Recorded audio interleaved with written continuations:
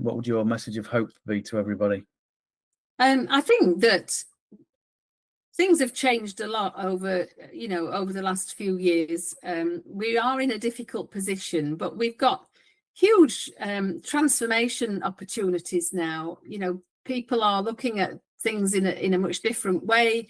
With the integrated care boards in England, there is a lot more around population management. So actually looking at what the population needs are, trying to respond to that, looking at, what's the causes of ill health.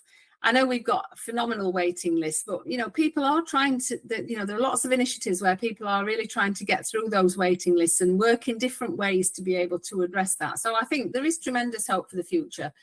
I've been working in neurology for a long time. I was on the original National Service Framework for Neurology that was developed in 2005. I was on the stakeholder group of that.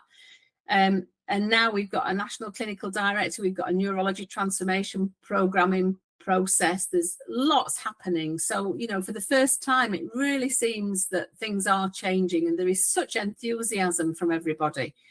They're all really busy, but there is such enthusiasm. So I think that, the transformation agenda in the NHS is really, driving people's interest and, making people want to do things differently.